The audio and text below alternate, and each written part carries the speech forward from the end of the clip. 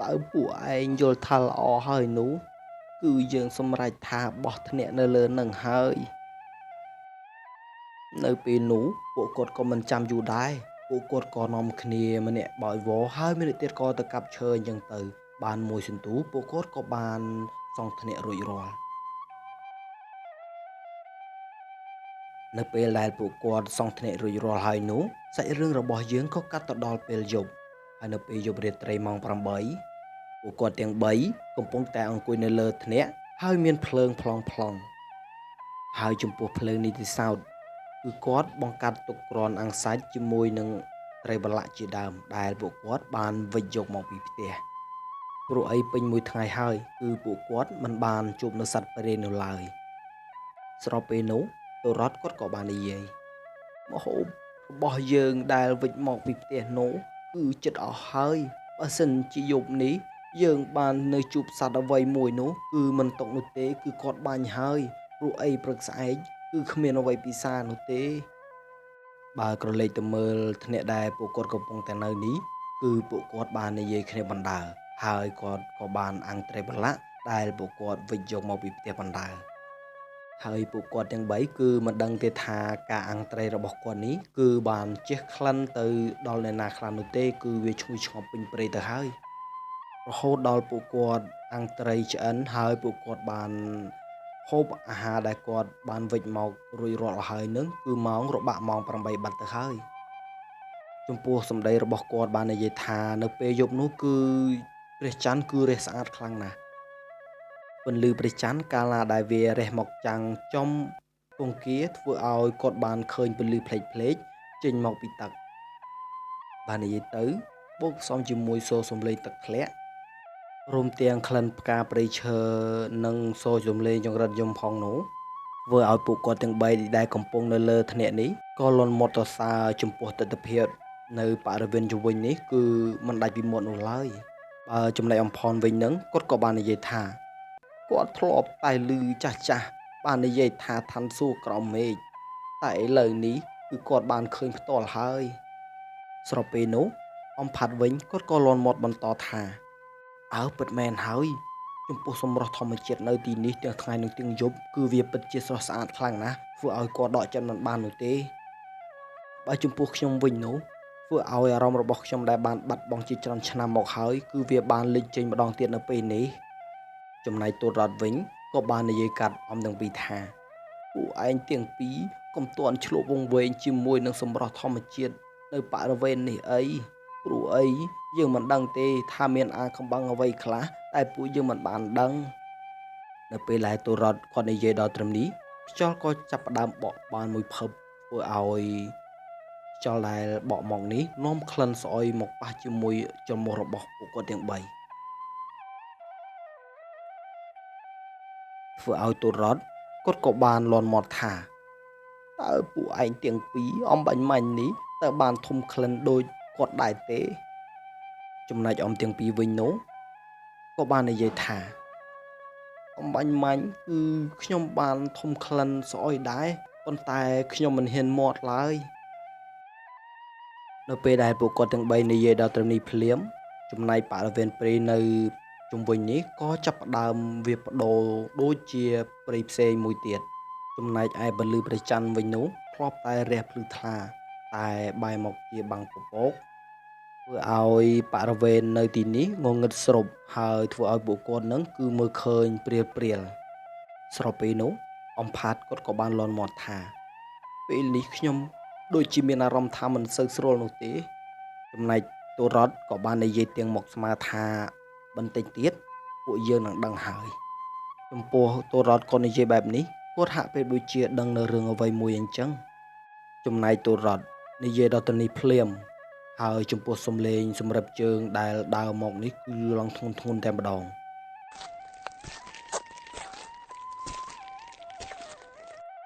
នៅពេលដែលពួកគាត់ឮបែបនេះ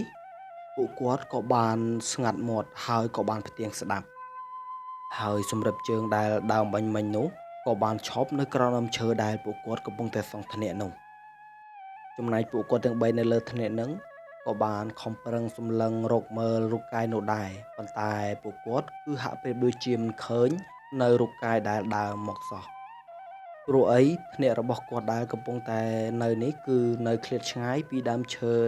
នេះបន្តិចណាមួយសំឡេងដែលគេដើរបាញ់មិញនោះគឺគេបានដើរមកឈប់នៅម្ខាងដើមឈើដែលគាត់សង់ធ្នាក់នេះគឺគេឈប់នៅម្ខាងម្នាក់ដូចជាយើងនៅម្ខាងគេនៅម្ខាងអញ្ចឹងទើបធ្វើឲ្យពួកគាត់មើលមិនឃើញគឺវាបានបាំងដើមឈើម្ខាងនោះនៅពេលនោះបន្តិចសំឡេងក៏ចាប់ផ្ដើមបន្លឺឡើងម្ដងទៀតនៅខាងក្រោមដើមឈើដែលពួកគាត់សង់ធ្នាក់នេះតាមសម្ដីរបស់គាត់បានឮថាមនុស្សដែលឡើងដើមឈើហ្នឹងគឺឡើងដូចជាឮពុកពុកពុកពុកវាប្រៀបដូចជាមនុស្សដែលគេកំពុងតែស្រវាឡើងដើមឈើអញ្ចឹងនៅពេលដែលសំឡេងបន្លឺឡើងបែបនេះធ្វើឲ្យអំផនគាត់ក៏បានលាន់មាត់ថាតើសំឡេងនេះជាសំឡេងអ្វីឲ្យប្រកាសទៅ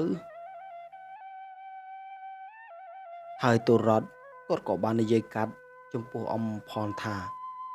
ចំពោះដើមឈើមួយនេះគឺគាត់បានពាត់សេមាហើយតើវាជាសត្វឬក៏ជាអមនុស្សទៅតែបើសិនជាអមនុស្សពិតមែននោះគឺវាមិនអាចមកប៉ះដើមឈើនេះបាននោះឡើយគ្រាន់តែទូរ៉ាត់និយាយដល់ត្រឹមនេះភ្លាមសំឡេងកងដែលគេនិយាយចេញពីខាងក្រោមធ្នាក់ហើយបន្លឺឡើងឲ្យពួកគាត់បានឮថាពួកឯងទាំង3ពិតជាហ៊ានខ្លាំងណាស់ហ៊ានមកបំពេញនៅព្រៃនេះហើយកុំសង្ឃឹមថាពួកឯងទាំង3នឹងចាក់ចេញបានពីព្រៃនៅឲ្យសោះនៅពេលដែលរូកាយគេនិយាយចប់នោះចំណែកសូរសំឡេងឬសូរពីក្រោមធ្នាក់ឬសូរទៅផាំងហើយដើមឈើដែលគាត់កំពុងតែសង់ធ្នាក់នៅនេះគឺរង្គើដូចជាចិត្តបាក់ទៅហើយបើនិយាយទៅប្រៀបដូចជាមាននរណាម្នាក់គេមកយកអីមកវាយនៅលើដើមឈើអញ្ចឹងហើយពួកគាត់ទាំង3ក៏បានងឿងឆ្ងល់ខ្លាំងណាស់លុះបានបន្តិចហ្នឹងចំណែកអំផាត់ហ្នឹងគាត់ក៏បាននិយាយថាចំពោះអាម្នាក់មិញហ្នឹងតើវាជាអ្វីឲ្យប្រកាសទៅលបងពេលនេះតូរ៉ាត់ក៏បាននិយាយកាត់ថាចំពោះសំឡេងអំបញ្ញមិញនេះគឺគាត់ក៏មិនដឹងថាវាជាអ្វីឲ្យប្រកាសដែរប៉ុន្តែតាមការនិយាយរបស់គេនឹងគឺហាក់ប្រៀបដូចជាគេនឹងខឹងសម្បាជាមួយពួកយើងទាំង3ខ្លាំងណាស់គ្រាន់តែតូរ៉ាត់ក៏និយាយដល់ត្រឹមនេះបន្តិចហ្នឹងចំណែកឯព្រះច័ន្ទដែលបានបាំងពពកហ្នឹងក៏បានជះពន្លឺម្ដងទៀតធ្វើឲ្យពួកគាត់ទាំង3បានមើលឃើញបរិវេណព្រៃនេះគឺបានមើលឃើញច្បាស់ជាងមុននៅពេលដែលពួកគាត់កំពុងតែអង្គុយនៅលើធ្នាក់សុកហ្នឹងក៏ស្រាប់តែឃើញមនុស្ស4ទៅ5នាក់កំពុងតែដើរមកសម្ដៅធ្នាក់របស់គាត់បានជាគាត់ដឹងថាមានមនុស្សដើរមកនៅសម្ដៅធ្នាក់របស់គាត់នេះគឺដោយសារតែមនុស្សទាំងអស់ហ្នឹងគឺគេបានដើរមករួមទាំងកាន់ភ្លើងចន្លុះផងដែរទៅដូច្នេះហើយបានពួកគាត់ដឹងថាមានមនុស្សដើរមកកាន់ធ្នាក់នេះក្នុងចំណោមមនុស្សទាំងអស់ហ្នឹងគឺមានទាំងស្រីមានទាំងប្រុសបើតាមតែគាត់មើលទៅហ្នឹងគឺឃើញថាពួកគេនឹងប្រៀបដូចជាជនជាតិដើមភាគតិចអញ្ចឹងហើយមនុស្សដែលនាំមុខគេនឹងគឺជាបុរសចំណាស់ម្នាក់គឺគាត់បានកាន់ភ្លើងចន្លុះដើរនាំផ្លូវបាននិយាយរួមទៅប្រៀបដូចជាក្រុមគ្រួសារមួយគ្រួសារអញ្ចឹងនៅពេលមនុស្សទាំងអស់នោះគេដើរមកក្បែរធ្នាក់របស់ពួកគាត់នេះពួកគេក៏បានឈប់ហើយពួកគេក៏បានងាកមើលឆ្វេងស្ដាំស្របពេលនោះបុរសចំណាស់ដែលដើរកាន់ភ្លើងចន្លុះនោះគាត់មើលឆ្វេងស្ដាំហើយគាត់ក៏បានងាកមកលើហើយគាត់ក៏បានប្រទះភ្នែកជាមួយនឹងអំទាំងពីរហើយនឹងតូតរ៉ាត់ហើយពេលដែលគាត់បានឃើញអំទាំងពីរជាមួយតូតរ៉ាត់នៅលើធ្នាក់បែបនេះគាត់ក៏បាននិយាយទៅកាន់ពួកគាត់ទាំង3ថាតើមានមនុស្សនៅខាងលើមែនដែរទេអ្នកទាំងអស់គ្នានៅទីនេះគឺគ្មានសុវត្ថិភាពឡើយបើយ៉ាងម៉េចយ៉ាងម៉ាអ្នកទាំងអស់គ្នាចុះទៅលើធ្នាក់មកទៅនៅឯភូមិរបស់ខ្ញុំមួយយប់សិនទៅព្រោះអីវាមានសុវត្ថិភាពជាងពេលបរិះចំណាំម្នាក់នោះនិយាយទៅកាន់អំទាំងពីរជាមួយនឹងតូរ៉ាត់ដែលនៅខាងលើគ្មានអ្នកណាឆ្លើយតបបែបនេះនោះគឺគាត់ក៏លែងស្ដីអីបន្តទៀតហើយនៅពេលនោះគឺមានសំឡេងមនុស្សស្រីនិយាយបន្តទៀតថាមែនហើយបងកុំនៅទីនេះអីឆាប់ចុះមក ព្រោះអីនៅទីនេះវាមានគ្រោះថ្នាក់ខ្លាំងណាស់ហើយពួកគាត់ថានៅពេលដែលពួកគាត់បានស្ដាប់សំឡេងមនុស្សស្រីម្នាក់ហ្នឹងគឺពីរោះខ្លាំងណាស់នៅពេលដែលពួកគាត់សម្លឹងនិងពិនិត្យមើលមែនទែនទៅនឹងសំឡេងមនុស្សស្រីម្នាក់ហ្នឹងគឺជា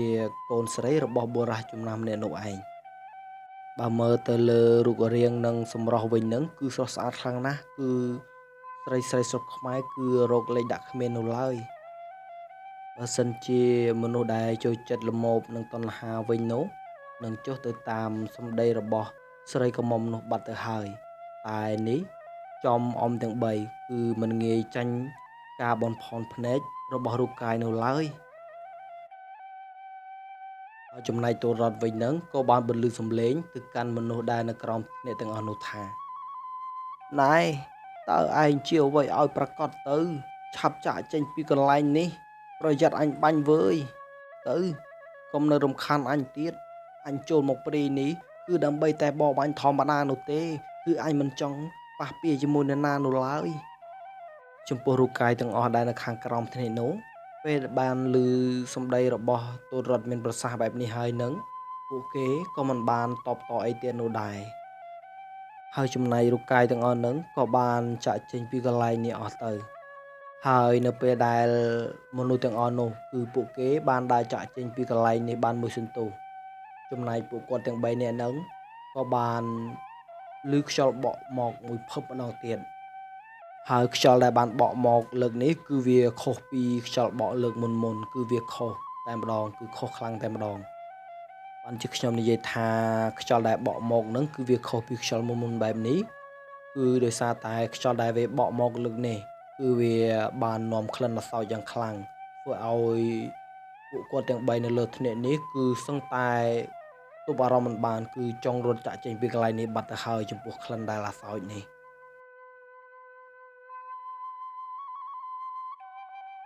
ហើយថែមទាំងមានរុយក្បាលខៀវជាច្រើនផងដែរមិនដឹងថាវាហោះមកពីទិសខាងណានោះទេគឺពួកវាហោះទៀងវងតែម្ដងគ្រាន់តែសូរសំឡេងរបស់វាហើរហ្នឹងគឺប្រៀបដូចជាឃ្មុំចង្អេររាប់ពាន់ក្បាលអញ្ចឹងចំពោះវងរួយអ្នកទេសោតធ្វើឲ្យពួកគាត់ទាំង3ដែលអង្គុយនៅលើធ្នាក់នេះគឺបានមើលមុខគ្នាហើយងឿងឆ្ងល់យ៉ាងខ្លាំងព្រោះអីពេលនេះគឺវាយប់អាធ្រាត្រទៅហើយហេតុអ្វីបានជាវងរួយនេះវាផ្អើលយ៉ាងហ្នឹងស្របពេលនោះអំផាត់គាត់ក៏បាននិយាយថាចំពោះវងសត្វរួយនេះតើលបងរត់គិតយ៉ាងម៉េចដែរនៅពេលនោះទូរត់គាត់ក៏បានងើយមើលទៅលើមេឃហើយគាត់ក៏បាននិយាយថាចំពោះវងសត្វរុយដែលវាហោះហើរមាញ់មាញ់នេះវាប្រៀបដូចជាវាផ្អើលនឹងភាវៈអ្វីមួយអញ្ចឹងបើតាមតែគាត់ស្មានទៅហើយគាត់បានងើយមើលទៅលើមេឃនឹងគឺគាត់បានឃើញថាគឺសម្បូរទៅដោយផ្សែងអាប់យ៉ាងខ្លាំងវាប្រៀបដូចជាមានមន្តខ្មៅអ្វីមួយមករត់ដប់លើព្រៃមួយនេះអញ្ចឹងពេលដែលទូរត់គាត់និយាយដល់ត្រឹមនឹងភ្លាមនឹងចំណែកភ្នែកបន្ទោលក៏បានភ្លឺឆ្វែតតែម្ដងនេះគឺគាត់ថាមេឃគ្មានភ្លៀងឬក៏គ្មានមេឃខ្មៅនោះទេតែហេតុអ្វីមានភ្នែកបន្ទោលអញ្ចឹងនេះគឺគាត់ធ្វើឲ្យពួកគាត់ទាំង3ចម្លែកចិត្តខ្លាំងណាស់បន្តិចក្រោយនឹងអំផនគាត់ក៏បានលើកដៃចង្អុលទៅទិសខាងលិចធ្វើឲ្យទូរត់ជាមួយនឹងអំផាត់នឹងក៏បានក៏លេចទៅមើលតាមទិសដៅដែលអំផនគាត់ចង្អុលទៅនឹងតើបងប្អូនដឹងទេថាគាត់បានឃើញអ្វីគឺពួកគាត់បានឃើញរូបកាយមួយគឺខ្ពស់ខ្លាំងណាស់គឺវាដូចជាខ្ពស់ជាងភ្នំទៅទៀតនេះគឺជាសម្ដីរបស់គាត់បាននិយាយនៅពេលដែលពួកគាត់ទាំង3ឃើញបែបនេះភ្លាមនឹងពួកគាត់ទាំង3ក៏បានដកកំភ្លើងមកកាន់នឹងដៃយ៉ាងណែនរៀងខ្លួនតែម្ដងមិនត្រឹមតែប៉ុណ្ណោះចំណែកទូររត់នឹងគាត់ក៏បានដោះខ្សែកព្រះដែលគាត់ពាក់នៅលើកនឹងក៏បានយកមករុំនឹងកំភ្លើងទូររត់ក៏បានមានប្រសាសន៍ថាពួកយើងប្រុងប្រយ័ត្នខ្លួនឲ្យហើយទៅនៅពេលដែលទូររត់និយាយដល់ត្រឹមនឹងភ្លាមនឹងអំទាំងពីរក៏បានយកគ្រាប់អាគមដែលគាត់បានបញ្ចុះនឹងបានយកគ្រាប់មកយត់នឹងកំភ្លើងរៀងខ្លួនហើយគឺគាត់បានប្រុងប្រយ័ត្នរៀងខ្លួននេះគឺទូររត់និយាយបែបនេះគឺគាត់ដឹងពីហេតុការណ៍មុនបើមើលទៅរូបកាយដែលពួកគាត់បានឃើញអំបញ្ញមិញនោះ គឺគេបានដើរមកជិតនឹងដល់កន្លែងដែលពួកគាត់សង្ឃធ្នាក់នេះទៅហើយពេលរូបកាយនោះគេបានដើរមកកាន់តែគៀកជិតតែម្ដងធ្វើឲ្យពួកគាត់ទាំង3ដែលនៅលើធ្នាក់នេះគឺបានធំក្លិនគឺជះក្លិនភាយតែម្ដងគឺក្លិនអសោចយ៉ាងខ្លាំងធ្វើឲ្យពួកគាត់នៅលើធ្នាក់ទាំង3នាក់ហ្នឹងគឺនៅសឹងមិនបានទៅហើយពួកគាត់ក៏បានយកដៃមកទប់ច្រមុះរៀងៗខ្លួននេះគឺដោយសារតែក្លិនហ្នឹងវាអាក្រក់ពេកស្របពេលនោះរូបកាយនោះគេក៏បានដើរមកក្បែរធ្នាក់របស់គាត់តែម្ដងបើតាមតាសម្ដីរបស់គាត់បានឃើញហ្នឹងគឺគាត់បាននិយាយថាចំពោះរោមជើងរបស់រូបកាយហ្នឹងគឺរោមជើងគឺឡើងវែងហើយធំទៀតគឺពប៉ុននឹងរឹសដូងទៅហើយបងប្អូននៅពេលដែលរូបកាយនោះបោះជើងមួយជំហានហ្នឹងគឺគេបានជន់ទៅលើទឹកហើយទឹកហ្នឹងគឺខ្ចាយខ្ទាតយ៉ាងខ្លាំងនៅពេលដែលរូបកាយនោះគេដើរហួសធ្នាក់របស់គាត់នៅបន្តិចគាត់ថារៀងធូរទ្រូងបន្តិចដែរប៉ុន្តែហេសួយអីព្រោះអីគេក៏បានងាកមកវិញហើយគេក៏ឆ្ងោកមុខមកមើលធ្នាក់ដែលគាត់នៅនេះគឺគេហាក់ប្រៀបដូចជាមើលពួកគាត់មិនឃើញអញ្ចឹងគឺមិនចម្លែកនោះទេគឺដោយសារតែតួរតគឺគាត់បានពាត់សេមាហើយគាត់ក៏បានចាក់សោរៀងៗខ្លួនហើយចំពោះអវិញ្ញាណគឺមើលពួកគាត់មិនឃើញឡើយហើយចំពោះសម្ដីរបស់គាត់ថានៅពេលរូបកាយនោះគឺគេឆ្ងោកមកមើលគាត់នឹងគាត់ថាបើរុនជំនួសរបស់គេនឹងគឺធំជាងខ្លាំងភាវត្តទៀតបើភ្នែករបស់គេនឹងគឺក្រហមដូចជាភ្លើងអញ្ចឹងចំណែកស្លឹកត្រចៀករបស់គេវិញនឹងដូចជាឆ្កែចចកហើយមិនត្រឹមតែប៉ុណ្ណោះបើថ្មិញរបស់គេវិញនឹងគឺវែងហើយស្រួចខ្លាំងណាស់បើនិយាយទៅគឺវាគួរឲ្យខ្លាចហើយគឺគេស្មោកគ្រោកខ្លាំងណាស់បើទឹកមាត់របស់គេនឹងគឺកខ្លាក់ធ្លាក់មកចូលទឹកនឹងគឺធំក្លិនស្អុយអាសោចយ៉ាងខ្លាំងទើបធ្វើឲ្យពួកគាត់នឹងគឺខ្ទប់ច្រមុះគឺមិនហ៊ាននឹងដកនោះទេនៅពេលដែលគេឆ្ងោកមកនេះហើយនៅពេលដែលគេឆ្ងោកមករកមនុស្សមិនឃើញបែបនេះគេក៏បានងាកទៅវិញហើយគេក៏បានដើរចាក់ចេញពីកន្លែងនេះបាត់ទៅ